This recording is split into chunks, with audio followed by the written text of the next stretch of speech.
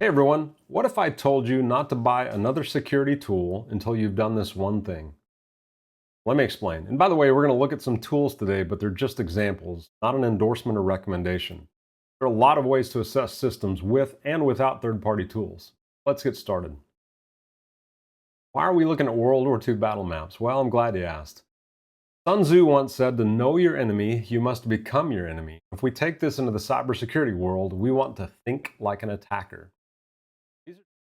These maps are Germany's planned attacks to push the British back to Dunkirk, hoping that after an evacuation, they could then defeat the Royal Air Force and invade the United Kingdom.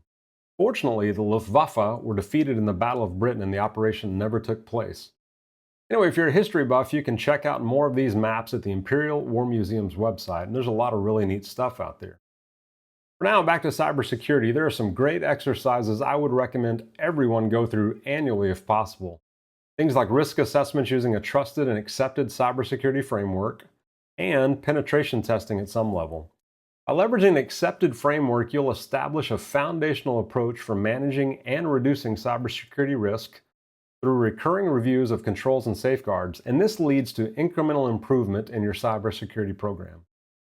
What about those pen tests? Let me just say hats off to the red teamers out there. Those guys and gals are fantastic. Penetration tests can be a very eye-opening experience in my opinion.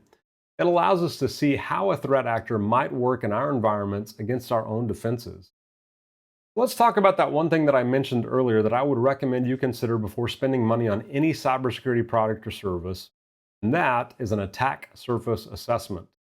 The goal of an attack surface assessment is to take inventory of all the people, data, systems, and technology that can be attacked by a threat actor and then channel that inner Sun Tzu to become the enemy.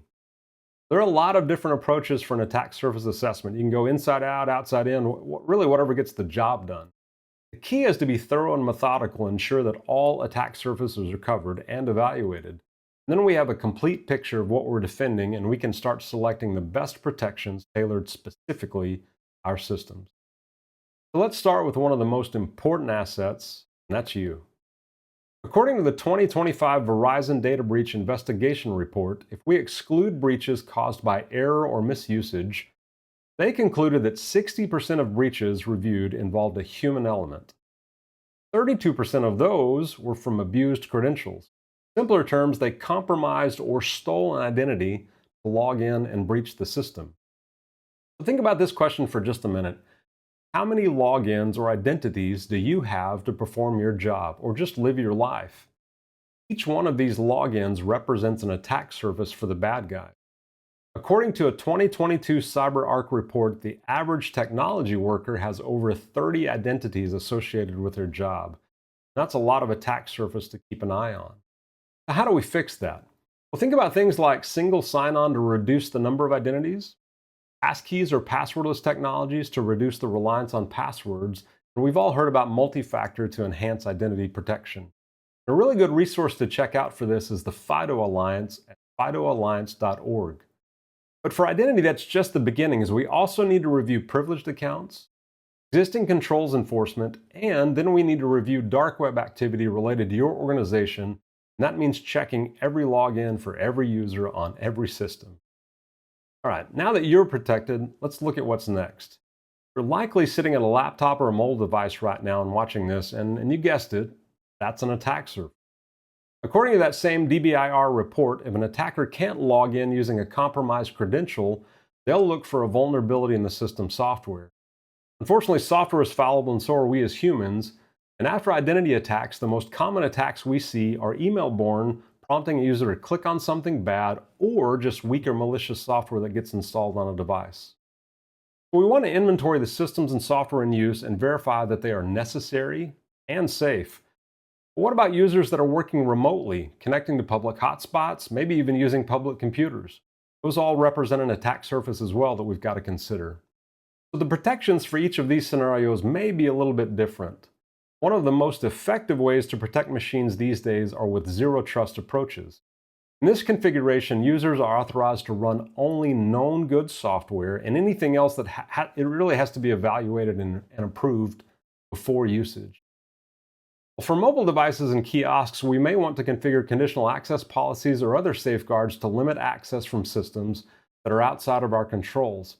An example of this could be Microsoft's app protection policies, where instead of controlling an actual mobile device under a bring your own device scenario, for example, we can focus on data protection through policies that limit access to authorized applications by authorized users with fail-safe mechanisms to limit or even remove data if a risky or compromised account is detected. For example, if a user types in the wrong password 10 times on a mobile device, corporate data is removed completely from that device.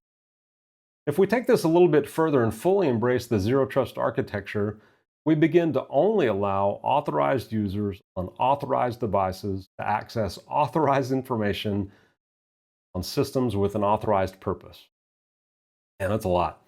There are several reference architectures for this type of setup, but for example, in a Microsoft system, this would include conditional access rules that require a compliant device registered with Entra and Intune used by an authorized user accessing applications, data, and services we've approved. So after the user and the devices that we primarily interface with, we kind of get into the back end of the information system. You can see by the example graphic here from Grip Security, things get a bit more complicated. For different organizations, this will include systems that may be hosted by the organization, maybe in a telco room or a closet, maybe co-located in a data center or even in public cloud systems.